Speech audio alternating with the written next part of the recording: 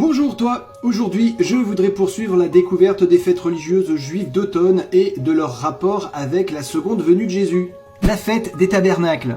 La fête des expiations qui annonçait symboliquement la première phase du jugement débutée en 1844 était la dernière prophétie biblique que l'on peut calculer avec les données prophétiques. Car personne ne sait ni le jour ni l'heure du retour de Jésus.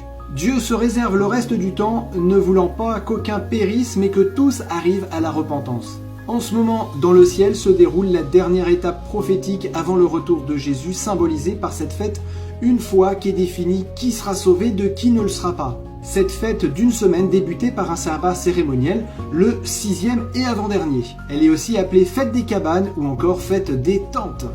Et c'était une fête de réjouissance à cause de la récolte, c'était la fête la plus joyeuse de toutes en raison de la récolte des céréales et du raisin. Les céréales et le raisin sont en lien direct avec le tri des élus et des réprouvés lors du retour de Jésus. La moisson des céréales déposée dans les greniers symbolise les élus qui sont sauvés. En revanche, la vendange des raisins passés au pressoir représente les réprouvés voués à la destruction éternelle. On découvre ici deux possibilités dans le retour de Jésus. Soit la vie éternelle, soit la mort éternelle. Pas d'autre choix, pas de troisième possibilité. Et c'est donc l'instruction du jugement qui a préalablement déterminé qui sera voué à quoi. C'est une joie pour celui qui hérite de la terre promise, symbole de paradis, la nouvelle terre. Cette fête qui se termine par un sabbat cérémoniel finalise le cycle des 7 fêtes religieuses juives et couvre tout le ministère de Jésus.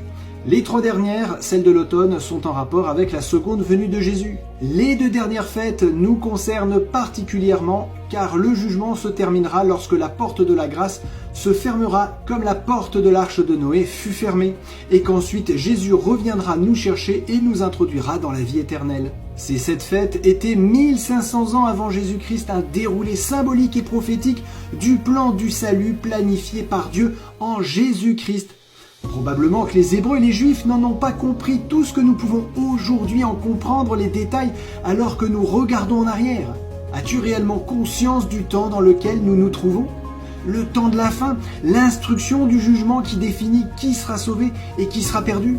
Comme le peuple hébreu qui se devait d'être prêt pour ce jugement au travers du sacrifice de l'agneau pour l'expiation de ses péchés, es-tu toi aussi prêt en étant purifié du péché par Jésus à faire partie des élus et pour accueillir le Sauveur Jésus? Te consacres-tu entièrement à lui ou as-tu encore des choses qui t'attachent à ce monde, à ses plaisirs et ses loisirs? Que l'Esprit du Seigneur œuvre à ta sanctification afin que tu sois et que tu restes prêt, prête pour son retour imminent. À bientôt et que Dieu te bénisse abondamment.